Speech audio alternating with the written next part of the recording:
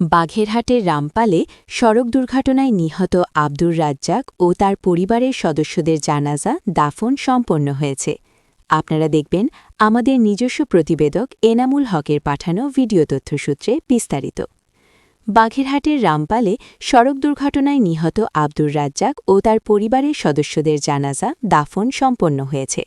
দাফন করার জন্য মোংলা কবরস্থানে পাশাপাশি খোঁড়া হয়েছিল ৯টি কবর। এসব কবরেই শায়িত হয়েছেন নিহত ব্যক্তি আব্দুর রাজ্জাক ও তার পরিবারের ৯ সদস্য। মোংলা কবরস্থানের খাদেম মুজিবুর ফকির বলেন, পরিবারের সম্মতিতে আমরা একই স্থানে ৯টি কবর প্রস্তুত করেছিলাম। খাদেম আরও বলেন, ১৭ বছর ধরে কবরস্থানের দায়িত্ব পালন করছি, কখনো একসাথে একই পরিবারের এত সদস্যের কবর খুনি নাই। ঘটনাটা খুবই হৃদয় বিদারক। উপর দিকে রামপালে সড়ক দুর্ঘটনায় নিহত নববধূ মার্জিয়া আক্তার মিতু, তার বোন লামিয়া ও দাদি রাশিদা বেগমের জানাজা শেষে দাফন সম্পন্ন হয়েছে।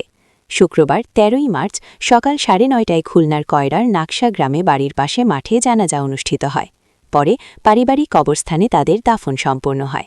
গতকাল বৃহস্পতিবার বিকেলে খুলনা মোংলা মহাসড়কের বেলাই ব্রিজ এলাকায় নৌবাহিনীর স্টাফ বাস ও যাত্রীবাহী মাইক্রোবাসের মুখোমুখি সংঘর্ষে ১৪ জন নিহত হন।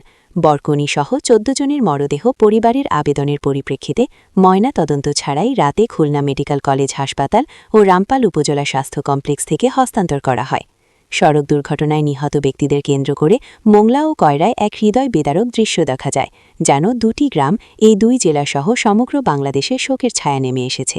নিহত ১৪ জনের মধ্যে বর, তার বাবা, ভাই বোন, ভাবি, ভাগ্নে ভাগ্নিসহ একই পরিবারের ৯ জন রয়েছেন।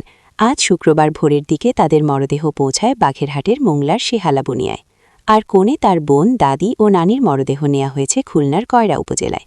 জুমার নামাজের আগে কয়রায় তাদের দাফন সম্পন্ন হয়েছে। পুলিশ ও পরিবার সূত্রে জানা গেছে, গত বুধবার রাতে খুলনার কয়রা উপজেলার আমাদি ইউনিয়নের নাকশা গ্রামের বাসিন্দা আব্দুস সালাম মোড়ল মেয়ে মার্জিয়া আক্তারের মৃত্যুর সঙ্গে বিয়ে হয় মোংলা পৌরসভার ৮ নম্বর ওয়ার্ড বিএনপি সভাপতি আব্দুর রাজ্জাকের ছোট ছেলে আহাদুর রহমান সাব্বিরের। কনের বাড়িতে বিয়ের পর বৃহস্পতিবার দুপুর ১২:১২টার দিকে তারা কয়রা থেকে বাঘেরহাটের মোংলার উদ্দেশ্যে রওনা হন।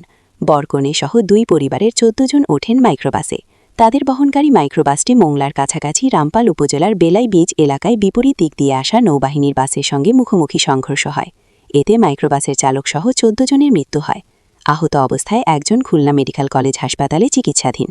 নিহত ব্যক্তিরা হলেন বর আহাদুর রহমান সাব্বির, তার বাবা আব্দুর রাজ্জাক, বরের ভাই আবদুল্লাহ সানি, বোন উমে সুমাইয়া ঐশী, তার ছেলে সামিউল ইসলাম ফাহিম, বড় ভাই আশরাফুল আলম জনি, স্ত্রী ফারহানা সিদ্দিকা পুতুল, তাদের ছেলে আলিফ, আরফা, ইরাম।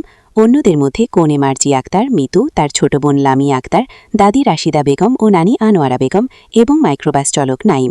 মাইক্রোবাস চালক নাইমের বাড়ি বাঘেরহাটের রামপাল উপজেলার পেরিখালী ইউনিয়নের সিঙ্গের বুনিয়া গ্রামে। আজ জুমার নামাজের আগে গ্রামের বাড়িতে তার দাফন সম্পন্ন হয়েছে।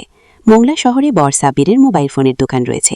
কোণে মিতু কয়রার নাকশা আলিম মাদ্রাসার আলিম প্রথম বর্ষের শিক্ষার্থী ছিলেন। বরের বোন ঐশীর শ্বশুর মোহাম্মদ আব্দুল আলিম বলেন, রাজ্জাক ভাই বরের বাবার আদিবাড়ি কয়রাতে। বিয়ের অনুষ্ঠানে আমিও ছিলাম। তারা ১২টার পর রওনা দেয়। আমার পুত্রবধূ একমাত্র নাতিও দুর্ঘটনায় মারা গেছে। আজ সকালে মোংলা উপজেলা পরিষদ সংলগ্ন শেহালাবুনিয়ায় কনের বাড়িতে গিয়ে দেখা যায় শত শত মানুষের ভিড়। হৃদয় বিদারক এই ঘটনার খবর শুনে আত্মীয় স্বজন, প্রতিবেশী ছাড়াও উপজেলার বিভিন্ন প্রান্ত থেকে মানুষ ছুটে আসছে। শোকে স্তব্ধ সবাই। আব্দুর রাজ্জাকের বাড়ির ভেতরে রাখা হয়েছে পরিবারের নিহত ৪ নারীর মরদেহ। পাশে উপজেলা পরিষদ চত্বরে বাকি ৫ জনের মরদেহ। প্রতিবেশী শরীফ হাবিবুর রহমান বলেন, একসাথে এতগুলো লাশ আগে দেখিনি, এটা সহ্য করার মতো না। নিহত আব্দুর রাজ্জাকের ছোট ভাই মোহাম্মদ সাজ্জাদ সরদার বলেন, আমাদের বেড়ে ওঠা মোংলাতেই, তবে গ্রামের বাড়ি কয়রায়। রাজ্জাক ভাই তার মেয়েরও বিয়ে দিয়েছেন কয়রায়, এই ছেলেরও বিয়ে দিয়েছিলেন। পুরো পরিবারটা শেষ হয়ে গেল। সাজ্জাদ সরদার আরও বলেন, আশপাশের ৯টা মসজিদ থেকে খাটিয়া আনা হয়েছে। গোসল শেষ একে একে ৯০০ জনকে রাখা হয়েছে খাটিয়াতে। জুমার নামাজের পর উপজেলা পরিষদ চত্বরে তাদের জানাজা শেষে পৌর কবরস্থানে দাফন করা হবে।